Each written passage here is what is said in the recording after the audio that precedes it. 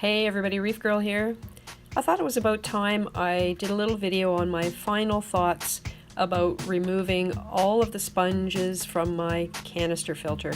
It's a Filstar XPM and it had two black sponges. One was fine, one was coarse, and it also had a filter pad that was right on the very top, immediately beneath where the water comes in for, I'm assuming, to catch the bigger chunks of stuff.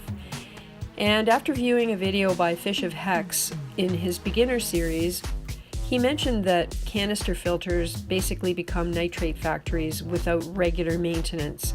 And that was probably very true of what was going on with mine.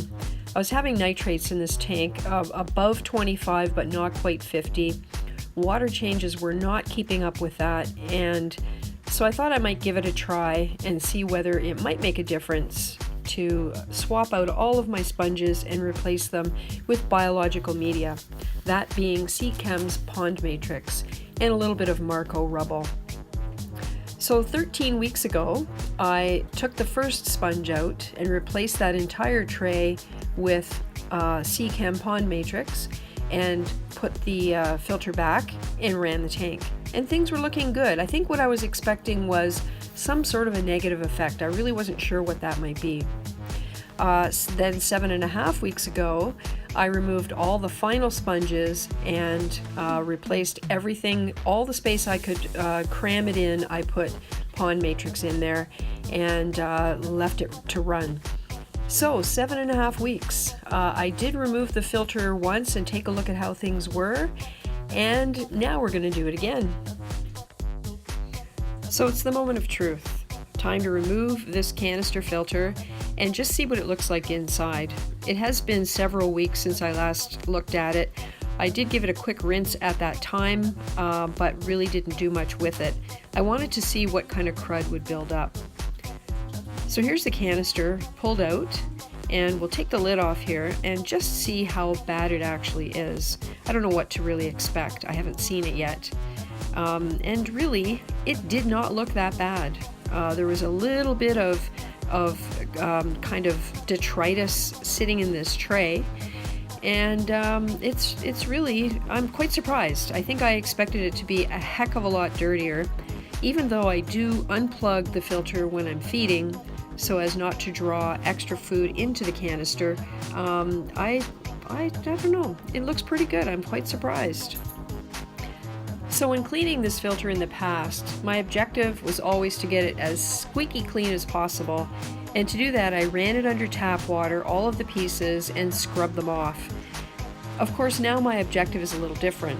I want to retain as much beneficial bacteria as I possibly can so as to keep the nitrifying activity going on, and hopefully that will help control the nitrates in the tank. I've got some media bags in here. That stuff is carbon mixed with an ammonia remover, and I put that in there thinking that it might avoid issues if there should be a mini cycle in the tank from the removal of the sponges, which of course contain a lot of beneficial bacteria. So I'm giving these a very, very light scrub, just in order to make sure that I can remove all the loose stuff. And they really don't look that bad. They're quite easy to clean off. And you'll notice that I'm doing it in the canister. That is the tank water. I haven't added anything to it. I just swished the trays around to try and lift the stones up a little bit and remove the loose stuff that was sitting on them. And there really wasn't that much. This is just the Purigen, giving it a rinse in the tank water as well.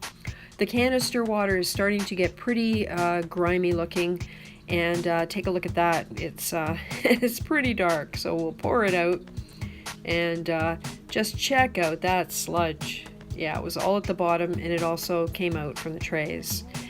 So really, if it's only that bad, I guess I can't complain. I'm going to rinse that out with salt water, fresh salt water that I have mixed up, again, so as to maintain the population of bacteria. Anything beneficial that's on there, that's what I want to keep. And once I have this cleaned out, then I can replace all of the trays again and get it all put back together and operating once more.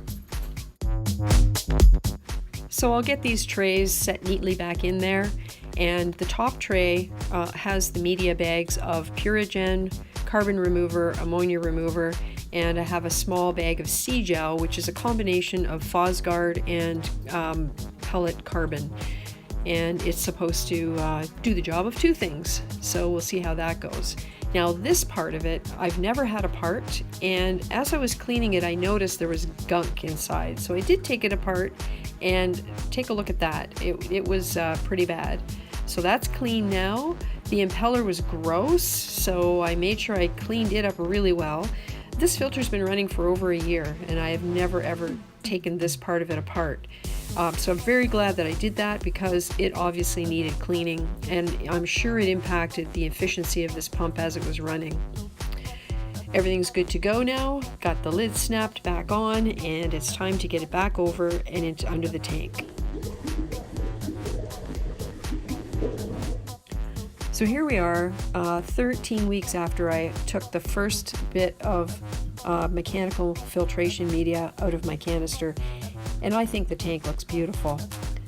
I did start dosing no-pox in mid-January, so about a month after I removed the first pieces of sponge from my filter.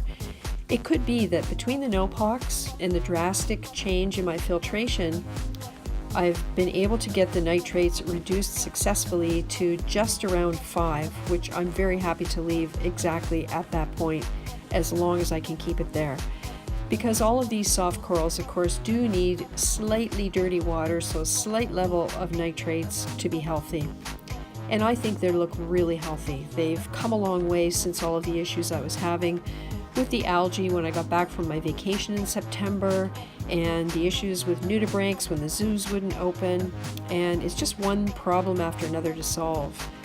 But removing the filtration media from this canister was not a mistake. It was probably the best thing I could have done. The canister isn't empty. It's full of biological filtration, and I think that makes a huge difference. So if you're going to do this, be prepared to replace those sponges with something that can do the job for you. I don't know if I have any advice other than that. Be careful. Do it in stages. The last thing you want to do is shock your tank. You never want to do that with any reef tank, whether it's high-end SPS or a great collection of softies like I have here. I really like this tank. And the irony is, in about a month or so, it's going to be dismantled to move on to the new, bigger tank. And speaking of the new tank, here's kind of a teaser of the stuff that's been going on in our house getting prepared for this. This is only a small portion of what we've been doing. We've been gathering pumps and heaters and storage totes for water and you name it. So thanks for watching and stay tuned.